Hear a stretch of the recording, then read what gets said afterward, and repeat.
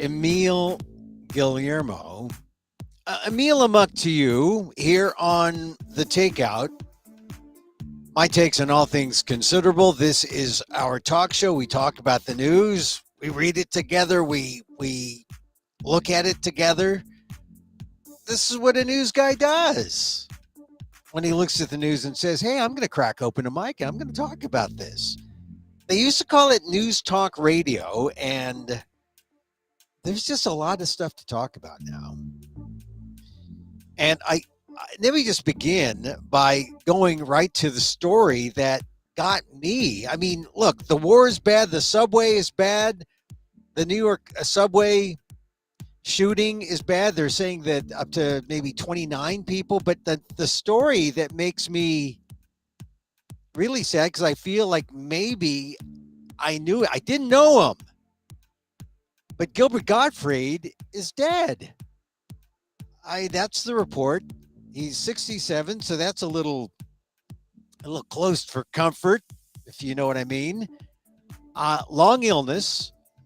I didn't know he had muscular dystrophy, but he died apparently Tuesday due to complications from muscular dystrophy in Manhattan. And, you know,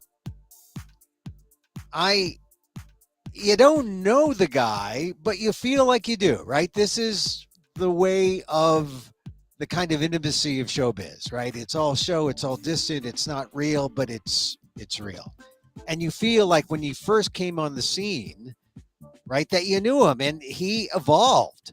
He didn't just come on, like, of course, I loved him early on, with his squinty eyes, the squinty eye, the Jewish, that thing.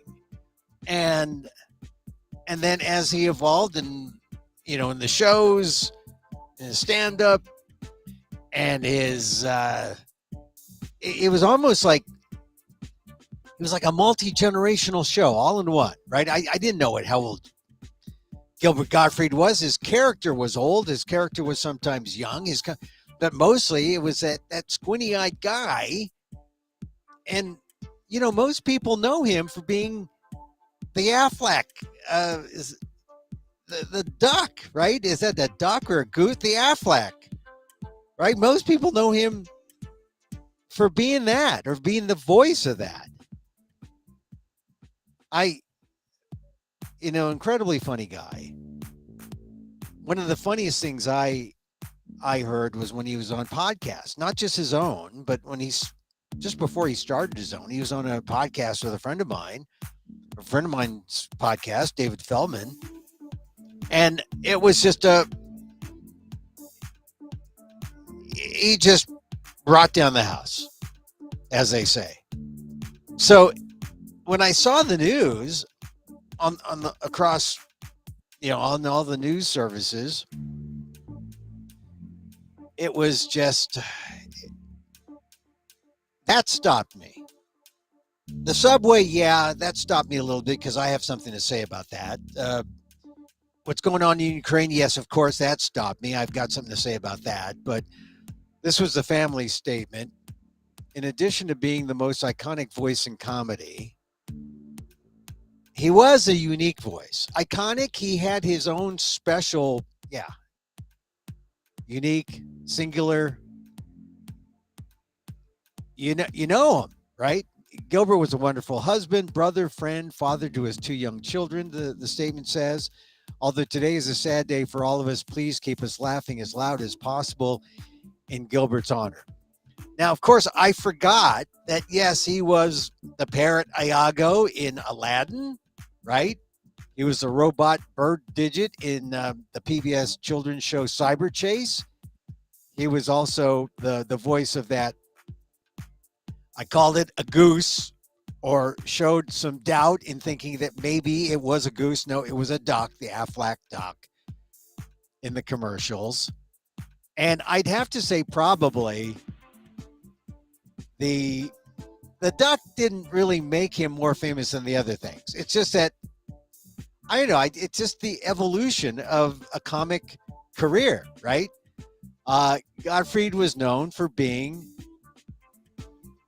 I'm reading from an obit here. Controversial and often vulgar. I think that's an understatement. He pushed the envelope in ways that could get him into trouble, such as when he joked about masturbation at the 1991 Emmy Awards, or when he riffed on 9/11 just weeks after the fact. In 2005, Rolling Stone described him as either, quote, the most brilliant man in comedy or the most repellent, depending on whom you ask. Which is really what it's all about, right? I mean, that's how you know you're edgy and comic. You cannot be truly outrageously funny unless you risk going to that edge. And that means that some people will get you, and some people will say, I don't understand why he's that way all the time. And that's the edge where the great comedians walk, where they want to be right up there, where they're offensive, right? I mean, you're controversial, you're vulgar, you want to be the bad boy. It makes you either brilliant or repellent. And that's heaven, right? If you're a comic, that is heaven. And now he's making everyone laugh. Oh, rest in peace, Gilbert Gottfried. I never met him in all my time doing entertainment. I did some time doing entertainment news. Our paths never crossed. But certainly I sought out his work to look at as a consumer of comedy, not just a reporter, not a journalist, and I just thought he was instant happiness. He knew how to do it. And a lot of it was like the eyes. When he I relate to him so much now because I'm partly that way. When he had the eyes and the voice, I related to Gilbert. Oh man. Now that's the news today that got me. When I saw that Gilbert Gottfried had passed away due to muscular dystrophy. Didn't know that. Confirmed by the family, publicist, just today. He died in Manhattan, once again. Our thoughts, our laughs, our memories. So, this is a weird news day, right? Because we have this great, huge incident in Brooklyn where they're now saying at least 29 people are injured. That's what the Washington Post is reporting. The New York Times is saying at least 10 people are shot. 6 others are injured. So the numbers are going to vary based on the latest updates. But in some ways, I wonder how this is something because it happened in New York. If it happened in, say, Sacramento, California, would it be as big a deal? I mean, I'm just posing that question because 2 weeks ago, when the Grammys were held, 6 people, the day of, or, just as Saturday crossed into Sunday, 6 people were shot and killed outside a nightclub in Sacramento. It was big local news. It was maybe even big regional news somewhat on Sunday, a slow Sunday when people were focused on the Grammys and the red carpet. But since then, you haven't really seen all that much. And that was, I think it should have been given more coverage but it's nowhere near the it's nowhere near the media capital of the world. And once you're in the media capital of the world and something like that happens, it's in your backyard. Everyone's there, and of course the police, the FBI, everyone is there in New York. 10 people, at least 10 people shot in the Brooklyn subway. The suspect is at large. They identified him. I think I saw the report. The report identifying him as a black male, about a stocky 5'6". He's gone missing. Still searching. Hampered by the fact, according to the New York Times, that the security camera system wasn't working. I mean, how does something like that happen in a subway system where you figure all the security cameras are working all the time, right? So, and it happened after a man in a gas mask set off a canister of smoke on a train pulling into the 36th Street station in Sunset Park and then opened fire. And we've had witnesses on television get up and say, how, just say how it spooked them. They, like I said, 10 people shot. And you look at all, I hope they all recover. I cross my fingers and hope no one is seriously hurt. But I heard at least 5 people are critical.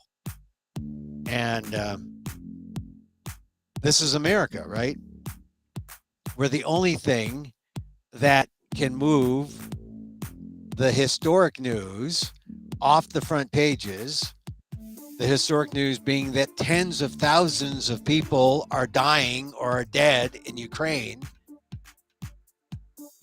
The only thing that can move that off the news is something like this that, could happen at any time. But you cross your fingers and hope that everyone's on good behavior and nothing like this happens. According to reports, police aren't probing the shooting as terror. Hospitals are reporting 29 injuries from the subway station shooting. And the media is all over this because it's in the media's backyard. Mayor Adams, who has COVID, has said the shooter was trying to terrorize. President Joe Biden says we're not letting up until the perpetrator is found. Of course, the manhunt is on. They're going to try to get him. But we're just waiting to see who recovers and who doesn't. We hope that all the people who are hurt recover. But this number that I see reported, 29 injuries, I presume, and this is reported by the Washington Post, they say at least 29 injured. I think we're just going to have to cross our fingers and hope that as many people as possible survive this. Of course, being in New York, it has a ripple effect throughout the country, and people are looking at transit systems and saying, "Yeah, we're gonna up our security." There are transit systems around the country that are doing that, including the one in the Bay Area where I'm near. So, although I have to admit, ever since COVID, I have not been on a Bay Area rapid transit train because, well, for a lot of reasons, the health reasons, but also because of, frankly, security. There is safety in numbers. When there's a lot of people there, that's a good thing. And so I just hope that all the people who are hurt survive. Here's the one problem. If you're Asian American, you felt the terror of the subways for some time already, right? Now I'm talking about a year ago when you had that Filipino American who had his face ripped up. I mean, that Asian Americans have been targeted the last 2 years. We know that. And then we had the situation not too long ago, very recently, where let's see, I gotta find my story here. Very recently, well, we had Michelle Go. We had her death on the subway. You know, it's funny. I went through all the things that I've written, and the number of people who were hurt on subways, it's alarming. I mean, Michelle Go, that was back in January. You had Filipino, and she was half Filipino. And I think Michelle Go, she's Asian American, certainly. But then there was the Filipino American guy whose face was slashed. There was another Filipino American nurse from New Jersey. Remember her? She was in a subway. She lost her life. So I'm just saying, when you're Asian American and you hear stories like that, that's not a case where you say, well, this is isolated and I'm not going to let this bother me. No. These cases involving Asian Americans on the subways in New York, not isolated.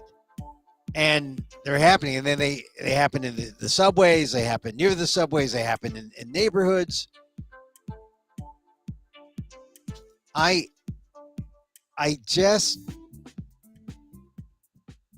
hope that when something like this happens, people realize that this is a general problem affecting us all. I mentioned the Filipino guy. I'm talking about Noel Quintana. He was 61. It was on a subway car. Someone slashed his face with a box cutter. That was February of last year.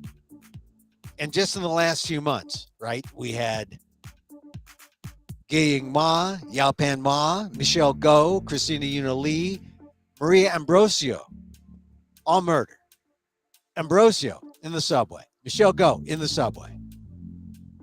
I'm just saying, you look at all the instances of hate crimes against, or instances of violence. Not all of them rise to hate crimes.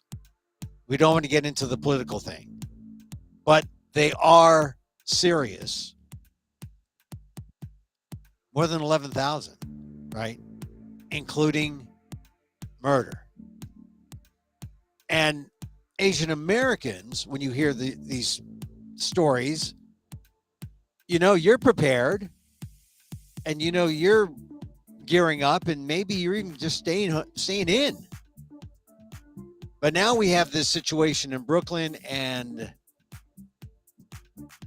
maybe it will sink in, and maybe we'll start to see some more aggressive steps toward making sure something like this doesn't continue to happen, because it seems to unabated. That's a problem.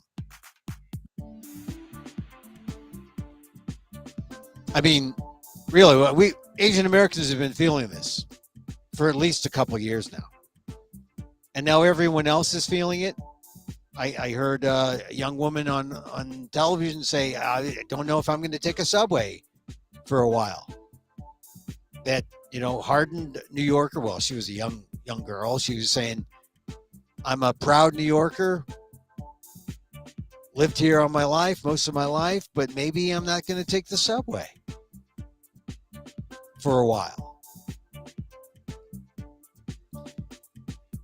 So something has to happen there because we all are feeling vulnerable. We all are feeling vulnerable. All right.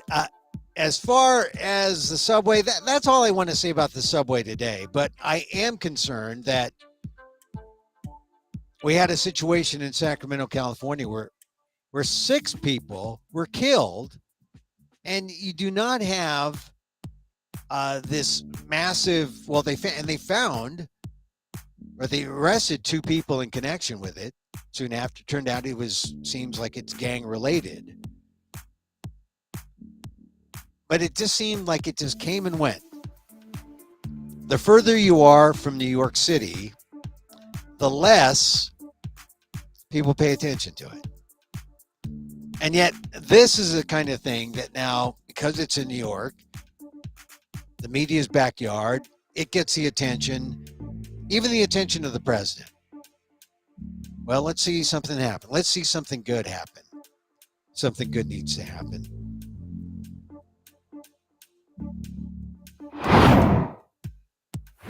I play my transition flip. Hey, let's show a reader comment or a viewer comment. David Raquello says, Valinda and I are watching you on our new tablet now. Oh, well, thank you. Congratulations. You are our favorite Pinoy Talk radio style podcast. Keep up the amazing work. Oh, David, thank you. Thank you very much. There are some people out there who listen. And whether you listen live, you can catch us live on the live stream. We're here Monday through Friday. 2 p.m. Pacific Live, I say. 2 p.m. Pacific Live. And we call it the, well, what do I call it? I don't need to have this on the screen, but so you can see we subtitle it, What Does an Asian American Think? Because they never ask us. They never ask us what we think about stuff. I just want you to know this is what we think. They got my email address, Emil@amok.com. You see where you can read my writing at ALDEF, the Asian American Legal Defense and Education Fund, the ALDEF blog. And also you can catch the replays on amok.com. But if you're like David and Valinda, maybe you're catching us on YouTube, the Emil Guillermo channel on YouTube, or on Facebook. That's how you can make sure you're chatting right at emilguillermo.media on Facebook to get you to me. So I do want to mention also, if you're interested, I'm doing a show for the National Storytellers Network. I mean the Storytelling Network. Please do not be confused. The National Storytelling Network, great organization, nationwide, 5 p.m. Central, 6 Eastern, 3 Pacific on Saturday, April 16th. I'm doing a show. Not like this, although maybe it is like this. Maybe this is the new Fringe. It should be done in a theater, but we're not going to theaters. So I do my Fringe show, Amok, AMOK, storynet.org. Check it out on the National Storytellers Network, storynet.org. It's ticketed, so you have to go and register and buy a ticket. It's something like $10 or something. Not that much. And I give you an hour of Amok Filipino history and my life story.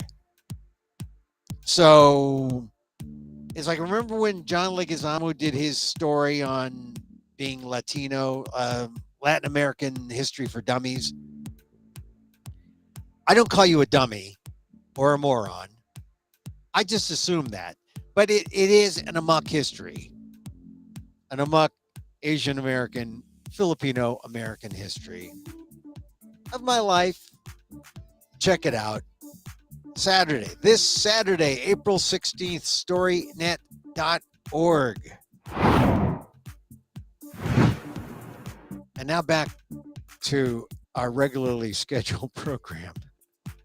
All right, so we talked about, we haven't talked about internment. If you're still using the term internment, don't. My friend, the copywriter from LA, Henry Furman, says AP has done it. And Henry's a longtime Asian American Journalists Association colleague. He's based in LA. I saw on his Twitter that the AP has dictated that it's no longer internment. Don't say internment. Call it what it is. Incarcerated. Japanese Americans weren't interned. That sounds like, well, did they bury them alive? Well, you might as well have buried them alive because he took them out of the society and put them away. Oh, that sounds a lot like internment or incarceration. Yes, that's what it is. It's incarceration. So incarceration instead of internment looks like the AP says that is AP style. Now, recall, AP style is important because a lot of newspapers adopt or take AP wire. And what happens is they use AP style so that everyone is playing by the same rules, language-wise. That's the significance of this. Now, I'm upset by some of the other things that AP has done, like the use of a versus an. Like I notice they talk about a history versus an history. The article a versus an in front of a h, as in the word history. I just noticed that they have gone to a history versus an history. I've always been taught an history. But AP rules, right? I mean, that's the way it is if you work within the newspaper realm, which so few of us are these days. I mean, look, I started in television, then went to radio, then went to the internet, then I went to newspapers and I thought, oh, newspapers are making a comeback. They were not making a comeback. They were dying. That's why maybe you shouldn't accept any kind of advice from me in terms of prognostication. Although I will say this, a big news story today is that inflation is at a 40-year high, 8.5% inflation. And some people say, okay, well, gas prices are going to calm down. Prices of eggs may go high, and prices of, food and prices of not gas, but used cars up 35%. But, I used to do some financial advising. I'm not in that racket anymore, but this is what I used to tell people. Very basic. I say, get a blank piece of paper like this, and then put a little dot that shows this is how much money I earn. And then take another dot and put it on the amount of money you spend. And it should be lower than that top dot. And then look, that big gap between the top dot and the bottom dot, that's the money you save. Or you invest, right? You save or invest that amount. And then you'll never, unless you lose your job, you shouldn't be in trouble. But always save, always spend less than you earn.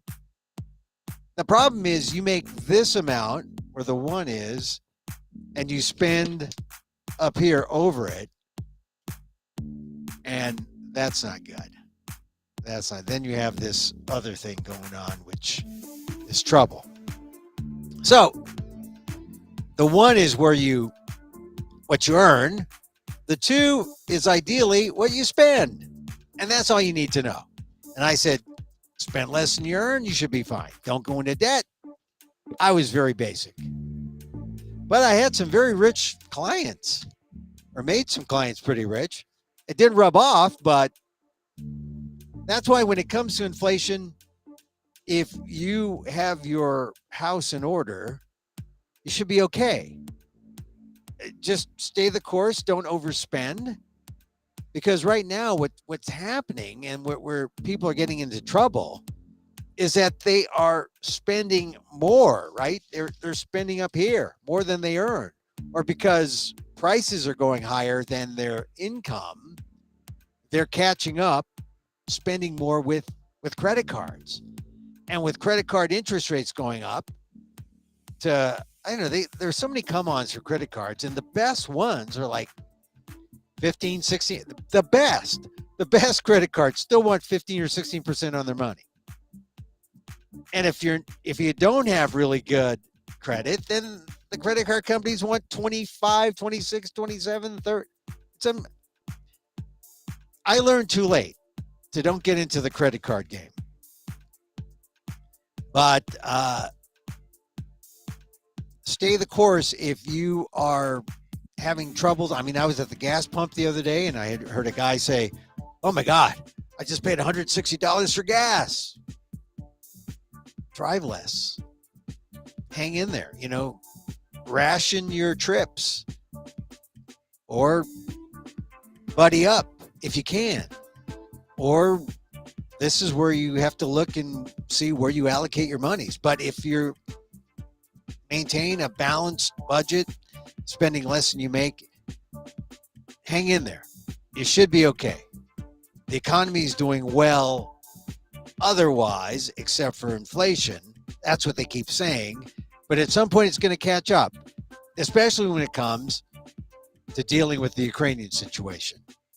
And Ukraine, oh man, that is a situation. You got to mention Ukraine. It is the historical story. And when you talk about the numbers of deaths, now the reports are estimating upwards of 20,000 just in Mariupol. I mean, we are at a new level of this war. It's distressing, and I don't know what's going to happen, especially when Putin is now saying that the peace talks, dead end, right? We got yesterday's news about, okay, we got the butcher of Syria now in control of the troops, and it's clear what the Russians are trying to do as they try to get on the borders, the eastern border, the Donbass.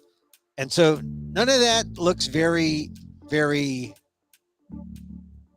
reassuring in terms of a quick war or whether or not there's some kind of way to get to peace. In the meantime, the Ukrainians want more weapons. The U.S. says, we're getting them to you, but you got to be trained. Nothing like having a big anti-missile system that you don't know anything about, which is why it's interesting that there's a lot of veterans, a lot of retired military who are over there sort of unofficially. And in the reports that I'm seeing, they're saying things like, wow, the big thing, the big kind of training that they need in Ukraine is medical training, because there's a lot of people dying on the battlefield from wounds because they aren't as trained to deal with some of those wounds and afflictions that are discovered there in the battlefield. So this looks like we're in for a long, long time, especially if we're seeing things like Putin saying, we're not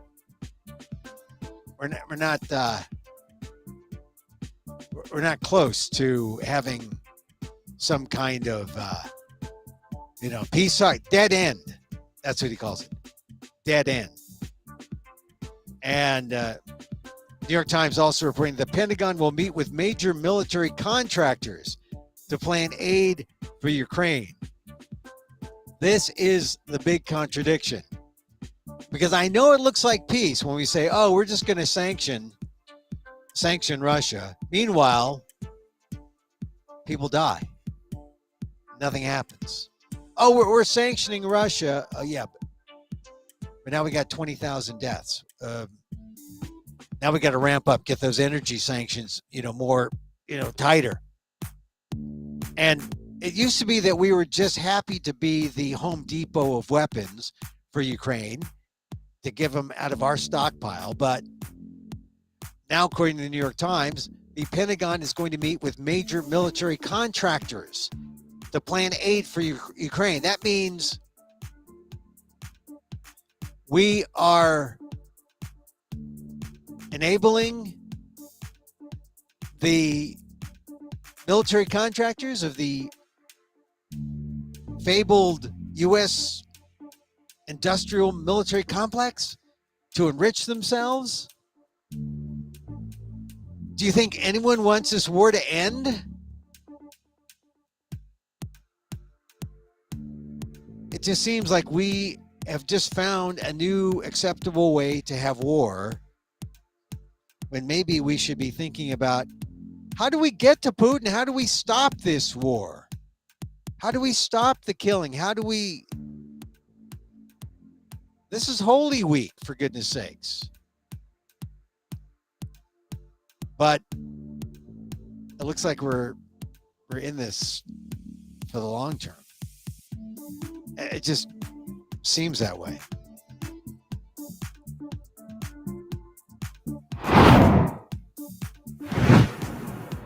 One thing that is clear, if you look at the COVID stats, yeah, it looks like the United States has no hot spots. I mean, just some relative hot spots. But if based on the color code, where in the maps I'm looking at, gold, yellow, that tends to be good. You don't want red. So we have none of that where we are, or in the United States. So that's a good sign. So why does it seem that everyone's coming down with COVID from the BA2? And then I'm looking at the death stats, and while deaths are kind of semi-misleading, but not really, because the new deaths as of yesterday was at 522. That's like a full, or 1.5 737s going down. And if that happened, you'd bet that would push the subway story out off the front pages of the news. So I think we should be thinking, no, don't feel like this is over. And yet we've got Leanna Wynn, who is she's on CNN, former Planned Parenthood head, and she's sort of like the public health expert now that everyone turns to. She says now is not the time to reinstate mask mandates. She says no, this is not the time. And she's responding to how Philadelphia yesterday said that they're gonna go back to mask mandates next week. But she says, Leanna Wynn says, there's no convincing evidence that the rise in cases is so significant that it risks straining hospitals. And she says that by deviating from the CDC guidance, Philadelphia is adding to the confusion about public health recommendations. This is the thing about the CDC. CDC has released these new recommendations less than 2 months ago. And so, she's just trying to say, everyone just sort of like, listen to one and don't try to make your own decision. But you see, this is what happens when the CDC isn't that strong. I mean, when the CDC has been contradictory at times. I saw the officials in Philadelphia. They said, look, we just want to get ahead of this. We want to make sure we're on top of this. They're saying, well, you got to leave it up to us. We're the locals. And they're local health officials too. So, but this is a problem when you don't have trust in our institutions, in our government. Leanna Wynn says, I worry that if mask mandates are being brought back when they aren't needed, it will be hard to get people to abide by them when they are. This is the classic case of crying wolf. If you tell me the wolf is coming now, but then it doesn't come, why would I believe you next time? Well, isn't that the case really with everything that's been said by the CDC over the last couple of years? We just haven't been able to trust what they've said, although some of us have. And I think what's happening now is that you're hearing a lot of mixed signals already, even without Philadelphia. Dr. Fauci was on the other day saying, well, everyone has to be willing to take their own risk. Oh, that's great. That's great. You got to be willing to take your own risk. I don't know. This is what government's for. I know a lot of people say, look, we can't stand the government. They're not going to tell me to wear a mask. There are those of us who like government. There are those of us who trust government. But I suppose this is what's causing the demise of democracy. Well, we don't know who to trust. So we're trusting ourselves. Might as well like put your finger in your mouth and stick it up in the air. But I mean, and even when even when you see something happening, you have people, they're willing to get sick. You know, they're not going to listen to a mask mandate, so they'll go out, they'll get sick, and then this is a poll from Gallup. You know, what happens is people get sick and they die. ABC News reports that death rates in red states are more than 38% higher than in blue states. See? And the red blames government, right? Red America. They blame government. It's your fault, government. You're telling us to do stuff and we don't. And the blue blames the unvaccinated. So this is the new cause for divide. It has nothing to do with you're black, you're white, you're Asian, now we have the COVID wars, right? And now we have COVID that's dividing us. And not only COVID, but it's what government is saying because of COVID. And then that brings on a mistrust in government. And this, I mean, we're worried about financial inequality or economic inequality, racial inequality. Now we got to worry about COVID inequality because people don't trust the government, science, wherever they're getting their information, because it has become too politicized. So here's the Gallup poll and how it shows no one trusts anybody. In 2021, 39% of Americans had a great deal or fair amount of trust in federal government to handle either domestic or international affairs. 39%. The international trust number is the lowest in Gallup's history of asking the question. The domestic trust number is among the lowest. 39%. That's it. That means 60% say no trust. Pew Research reports that 24% of Americans say they can trust the government to do what is right, just about always or most of the time, and that's near historic lows. 24%. That's even lower than the 39. If you can't trust government, who do you trust? Talk show host? Some blowhard who has a lot of money, who has a glass building in New York, who comes down a stairwell or an escalator staircase and says, "Hey, I'm going to be your president. I have no experience, but you can trust me because I know how to run a business," which he doesn't. But America is not a business, as you know. America is not based on profit. It shouldn't be based on profit. It should be based on helping solve people's problems, which is really the opposite of profit. But this is the demise of our democracy. Now, they didn't ask me, once again, what does an Asian American think? 39% of Americans, according to Gallup, 39% of Americans had a great deal or fair amount of trust in the federal government to handle domestic or international affairs. Just 39%. A low figure. I trust the government. I want to trust the government. I have, knowing that they're not perfect.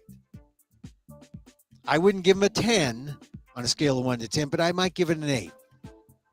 But I definitely would. I feel like we have to. My level of distrust and skepticism isn't so high that I just, out of hand, reject the government. Here's the Pew Research report. 24% of Americans say they can trust the government.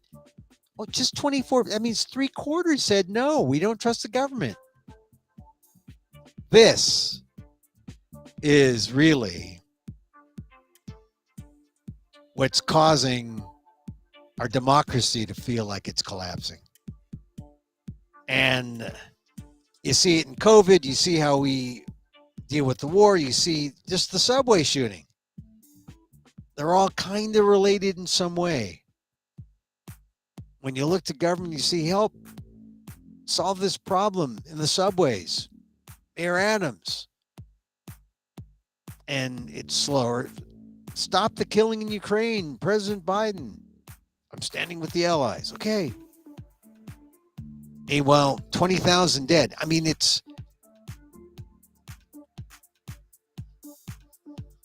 you want to trust your government.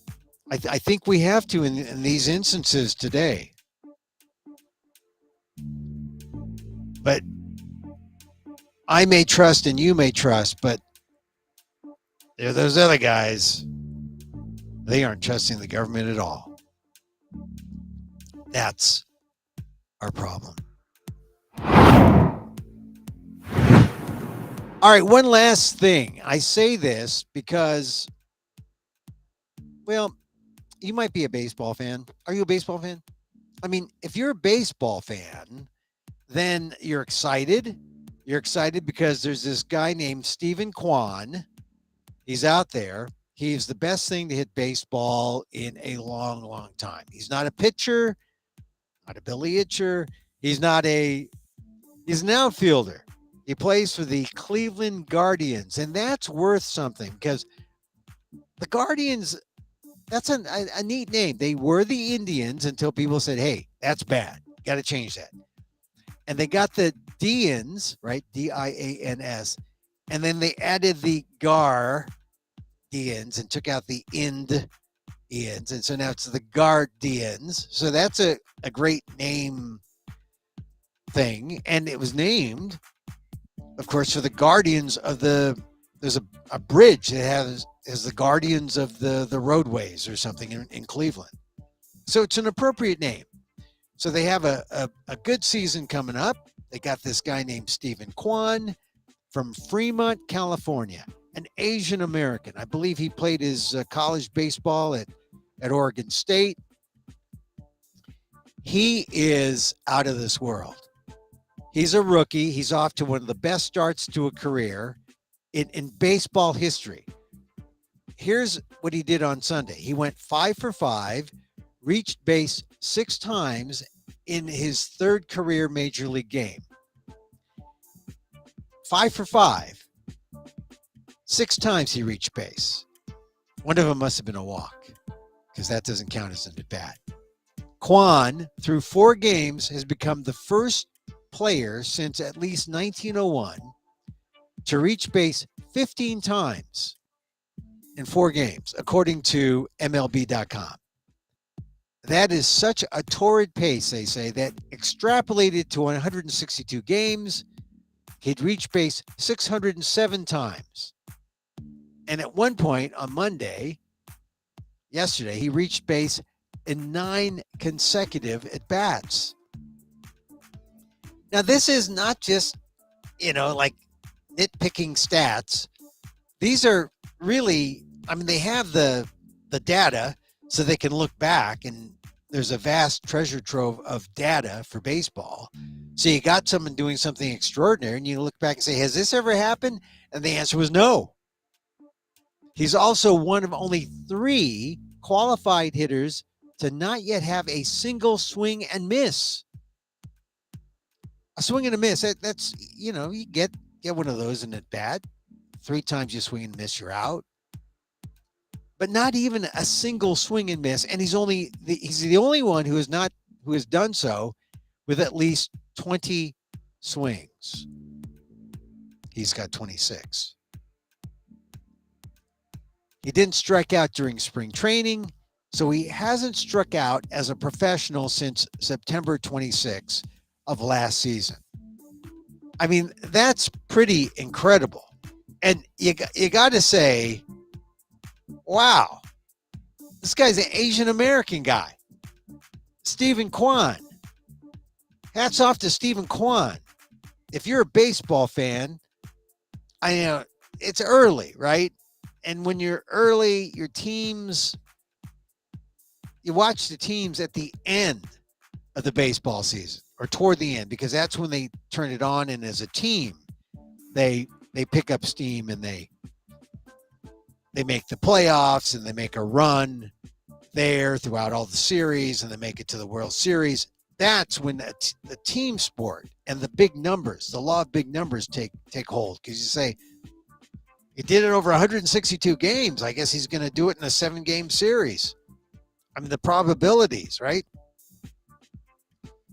But here at the beginning of a season, when a player is so red hot, he's causing the baseball saber guys, the statisticians, to go crazy with like, oh my God, no one's ever done this before. No one has ever not swung and missed this many times. This is pretty incredible. So if you're a fantasy baseball player, I suggest you pick up Stephen Kwan. If you're an Asian American baseball fan, I suggest you just watch Stephen Kwan, just to have a little joy at the beginning of the season, because there's gonna come a time when he cools off and can't hit the ball, can't see the ball.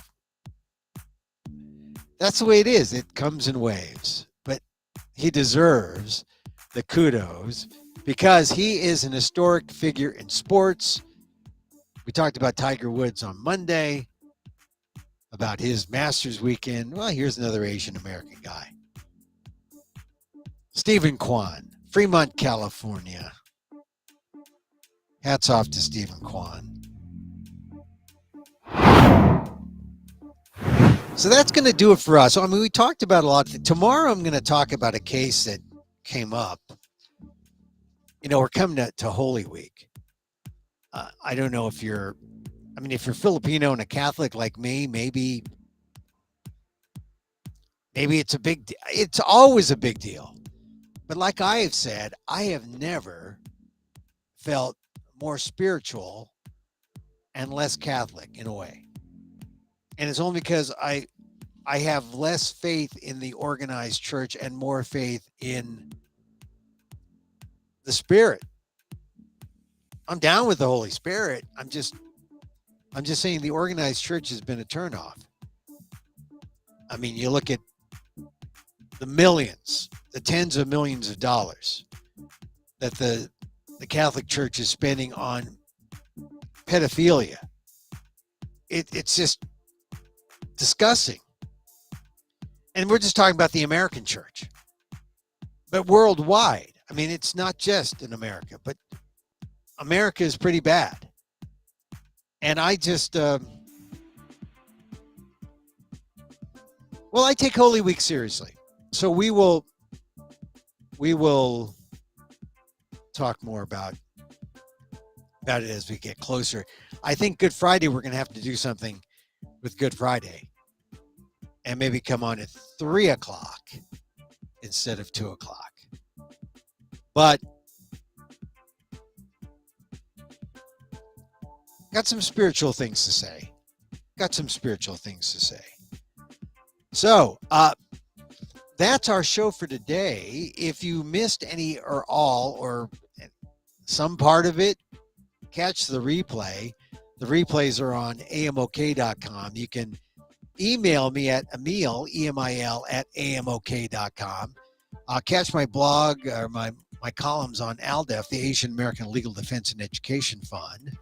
This is episode 285 of What Does an Asian American Think? Emil Amok's take out the live stream. We like to play that little thing. Just to let you know that we have a transition. If you're interested in my show, I do a show different from this. This is just sort of like Emil goes up and talks. This show. But the show that I do is an actual show, like a theater piece. National Storytellers Network, AMOK, April 16th. That's Saturday, 5 p.m. Central, 6 Eastern, 3 Pacific. Catch it, storynet.org. Go to it now. And if you go to amok.com, and I'll show you amok.com. No, I'm not going to show you. I can't show you amok.com. If you go to my website, amok.com, right there at the top, I tell you what clicks you have to do to get to storynet.org to register for the show. So I have a close friend who had some problems, didn't get the job she wanted, and I just told her, look, just because someone says no to you, it's all right. Keep it going. I mean, I know they say that everyone is not looking for a job, so jobs must be plentiful. Well, sometimes they are and sometimes they're not. Sometimes you're just not the right person for the job, so you don't get the job. There's any number of reasons why you don't get the job. Sometimes you're not white enough, black enough, brown enough, Asian enough, smart enough, good looking enough, whatever. There are tons of reasons. Maybe they just don't like you. That would be bad. Now, if you can tell that they don't like you, maybe you can file a discrimination claim. But it's a lot easier just to say, you're the wrong person for me. I'm moving on. And that's really the best thing you can do if you don't get the job you want. And I say this as a broadcaster. How many times do broadcasters looking for jobs get told no? It happens.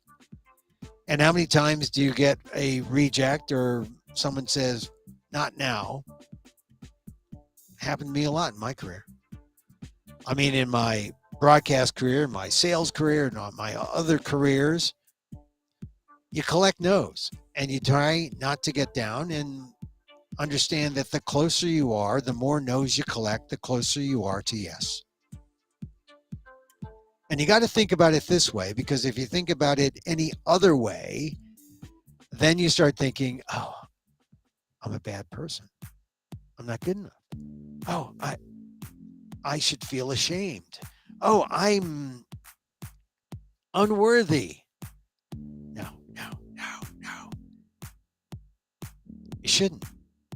Because that has nothing to do with whether or not you got a job, whether or not you got what you wanted, with none of that. Irrelevant. Has nothing to do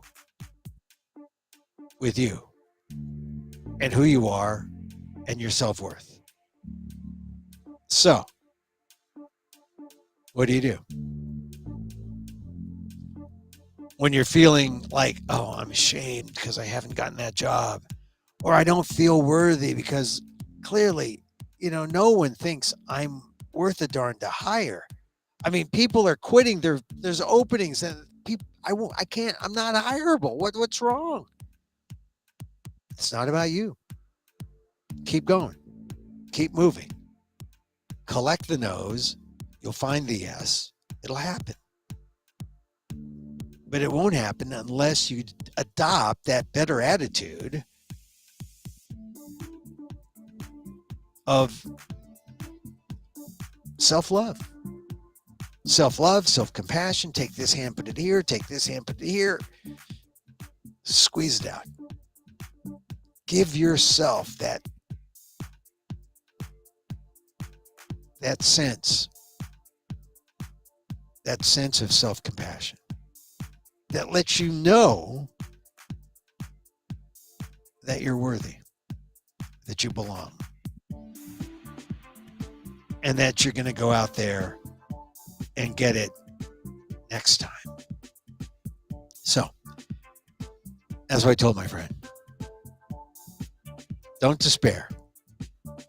There's hope. Loving self-kindness. Love yourself first. Show it to others. It comes back in return.